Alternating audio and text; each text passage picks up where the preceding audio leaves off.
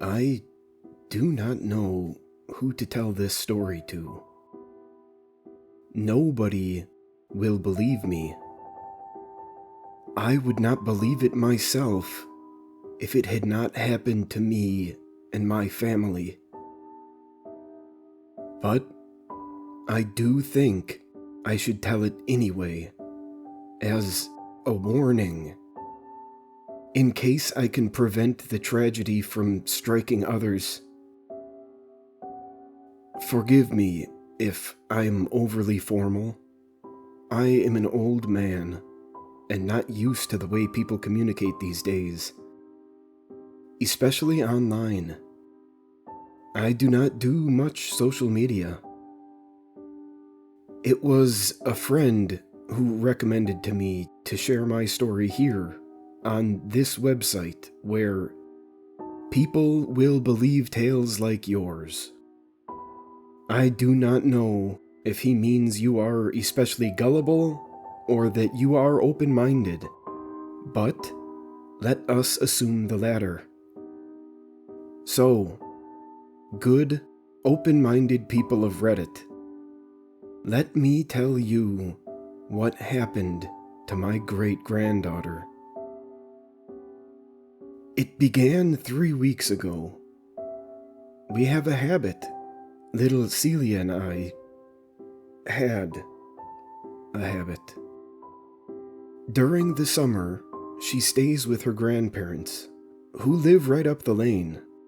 And so, in the afternoons, she always comes over for milk and cookies while I have tea. And she tells me stories about her day.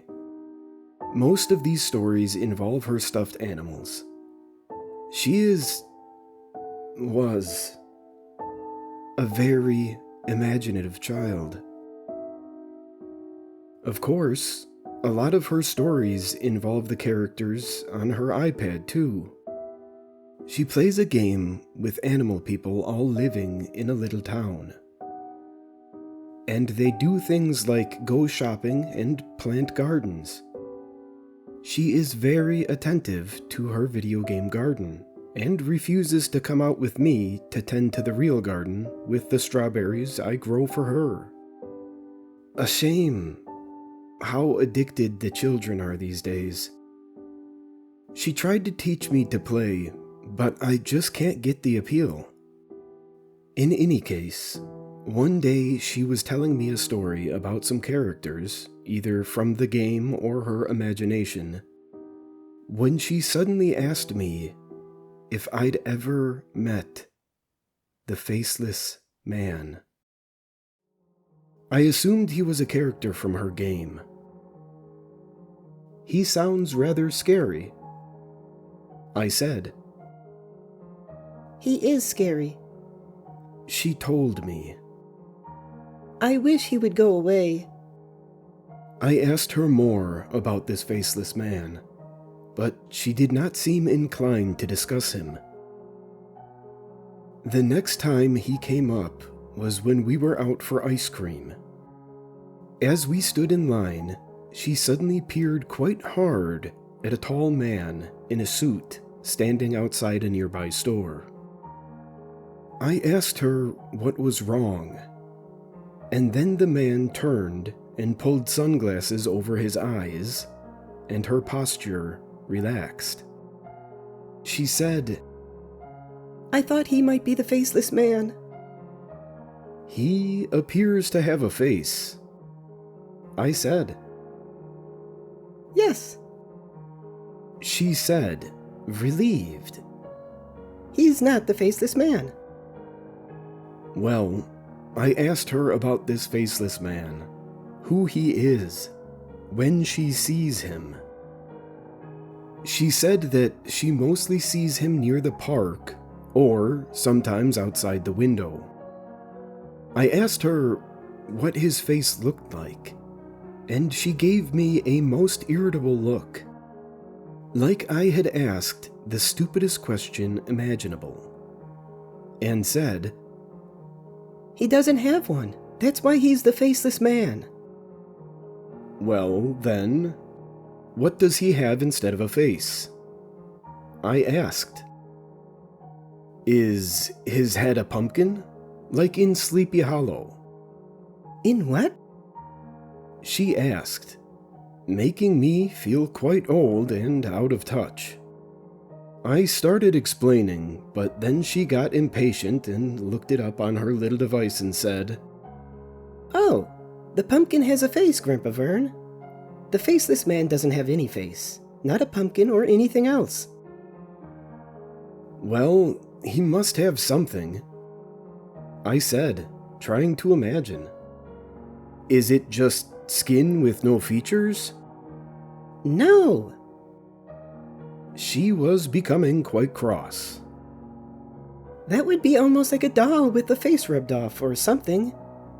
He's the faceless man because he has no face. So, what's where his face should be then? She made a frustrated sound in her throat. Maybe you should ask him yourself. Why don't you talk to him? Well, where do I find him? He's standing behind you. This sent chills down my spine. I turned around, but there was no one. Absolutely no one. And little Celia had gone back to her game. She told me not to bother her. Well, I decided this faceless man was imaginary, like so many of her made-up animal friends or her video game friends who became her make-believe companions during the 4 weeks of summer that she was stuck with us old people. I could not have been more deadly, tragically wrong. Celia was not sleeping well. Her grandparents were concerned. She seemed anxious, they said, and she never wanted to go outside or do much of anything except play on her iPad. They took it away, and she threw a terrible tantrum. When they sent her over to me for the afternoon, she came storming in, slammed the door, and sat down without a word and began stuffing her face with the cookies I had ready for her. What is wrong? I asked. Grammy and Grandpa took my iPad and now he won't leave me alone. She said. Who? The faceless man. I sat down opposite her, and it suddenly occurred to me this faceless man might be a concoction of hers used to get her way. Sort of like the dog ate my homework. She was blaming him for things in order to convince her grandparents to give her more screen time. I asked, "Why won't he leave you alone without the iPad?" She sighed in frustration. When I'm on the iPad, he doesn't bother talking to me because I'm busy. He doesn't like to be rude and interrupt. But if I'm not on the iPad, if I'm all by myself walking outside or reading or doing almost anything else, he comes over and tries to get me to talk to him. And what does he say? He asks if I want to see his face. I thought you said he has no face. He doesn't. So how? I bit off the question, seeing as she was getting flustered. Then I said, "Can I meet this faceless man?" He doesn't like strangers. But you aren't a stranger.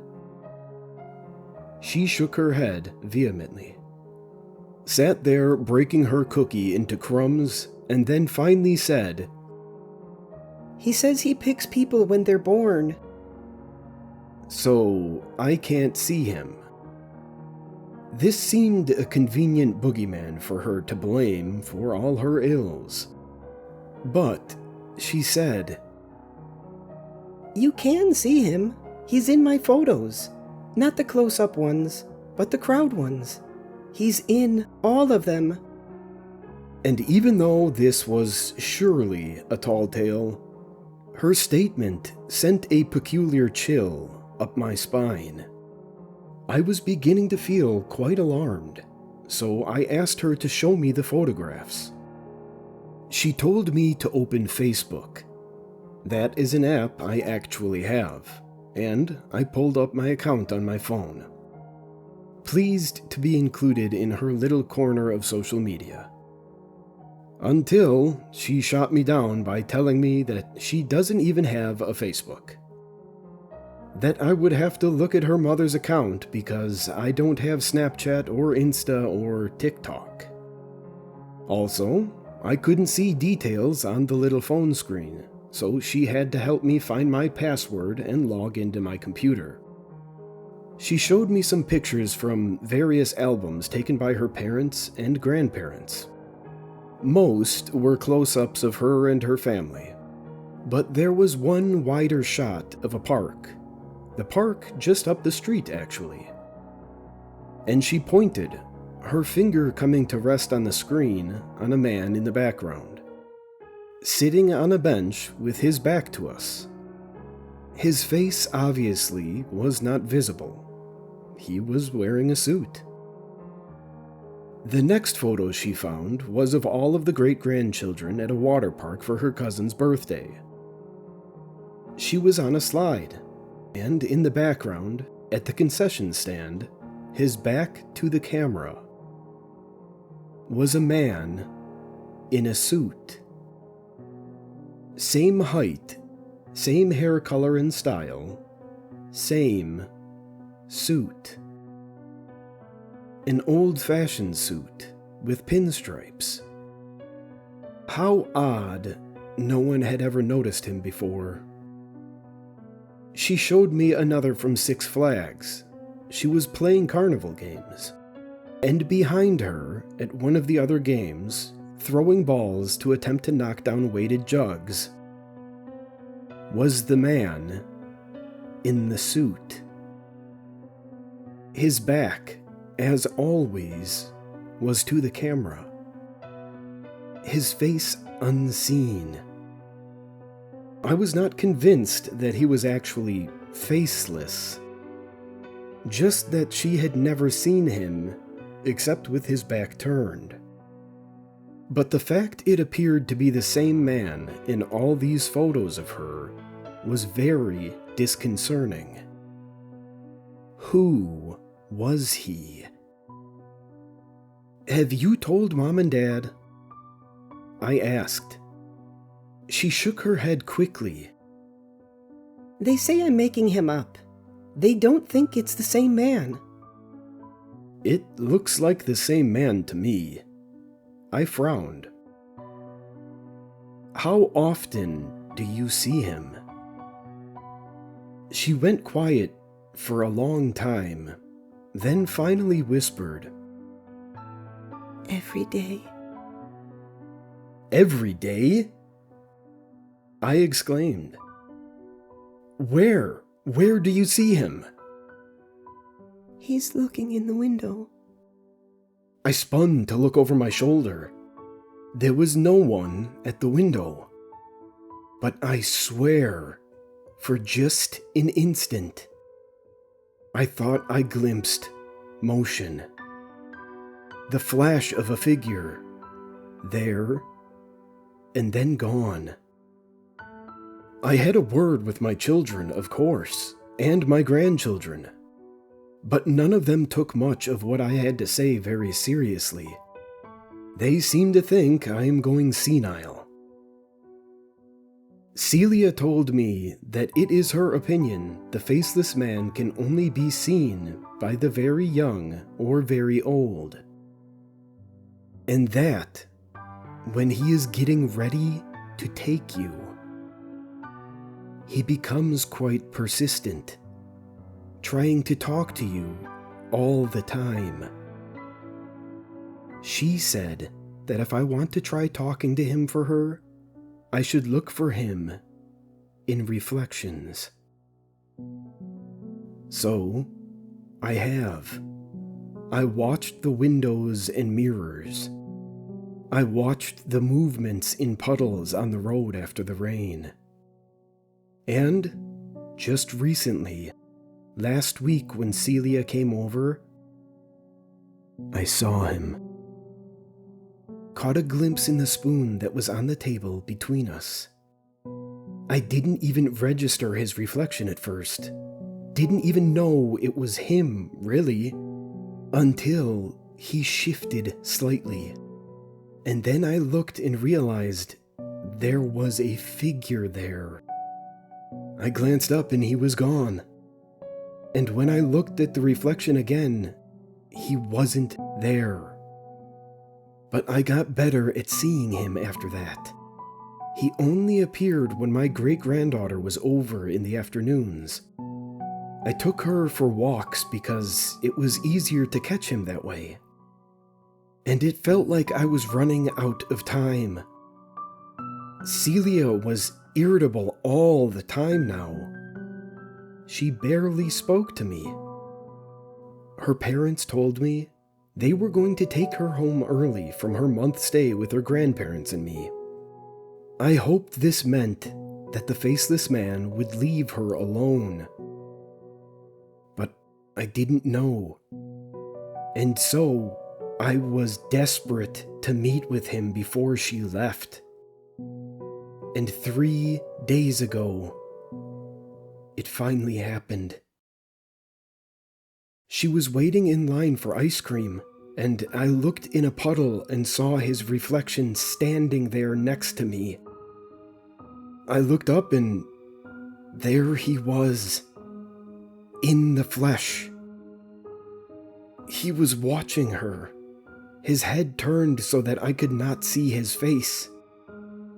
Only his pinstriped suit and polished shoes and gleaming oiled hair.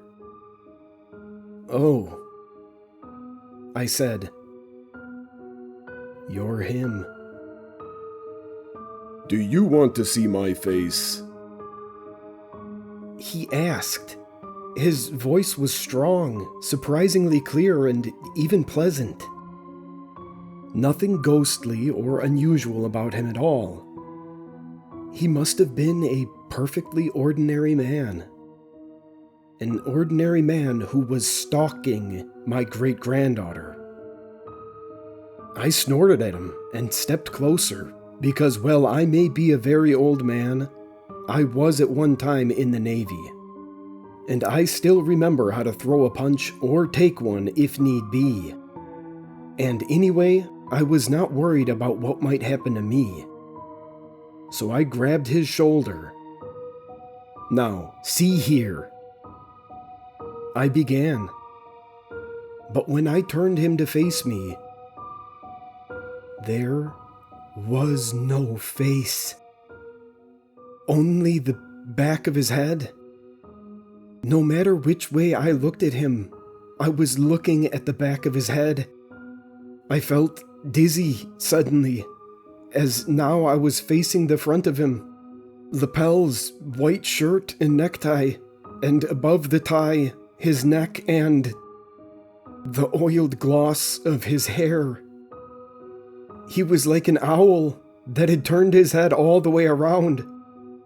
Only his head did not move. I gasped, stepping all around him. No matter where I stepped, it was the back of his head. He chuckled, asked in a higher-pitched giggle, Do you want to see my face? "No," I said. "No." He was laughing. My legs buckled. I think I fainted. When I came to, Celia was beside me. So were staff from the ice cream shop. An ambulance. My children, her grandparents, arrived soon after. Everyone very concerned for me.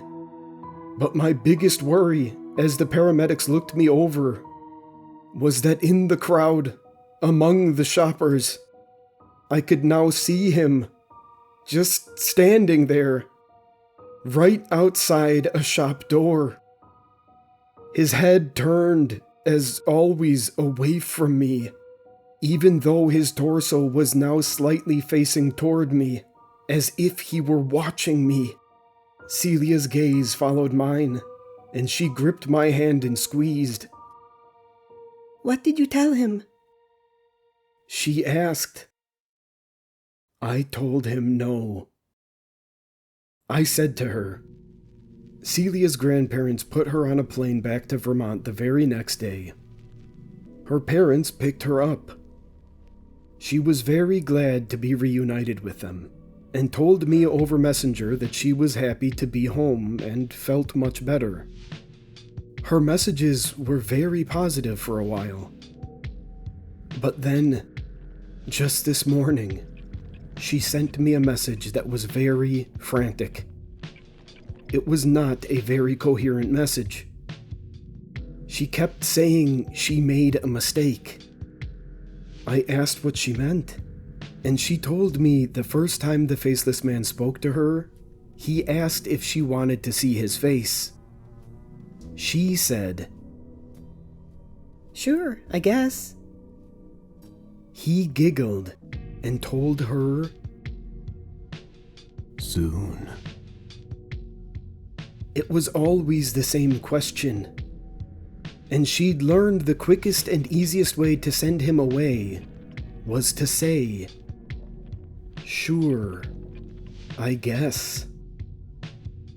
And he would always giggle and say, soon, and leave.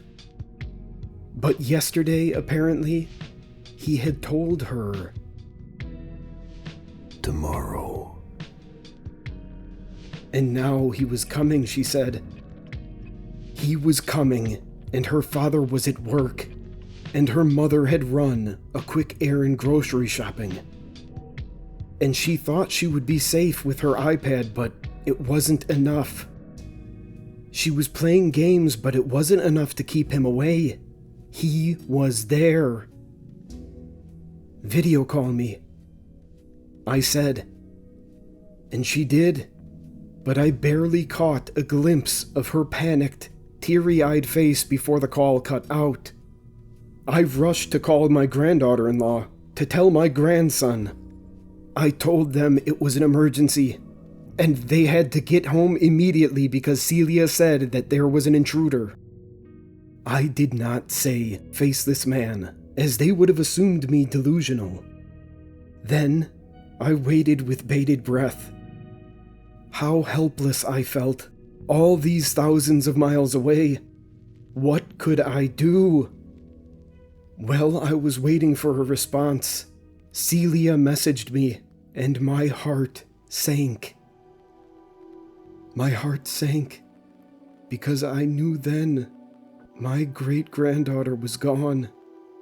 They would find no trace of her at all in the house or anywhere. I later asked my grandchildren if they checked the reflections, but they thought I was speaking nonsense. Why would they believe anything from a foolish, delusional old man who fainted the other day while getting ice cream? But I know where she is, and who has taken her, and while I do not know if I can ever save her, I will go and do my best. I am old, and it does not matter if I die. Shortly after the video call cut out, this is what she sent to me. Grandpa Vern? Would you like to see my face?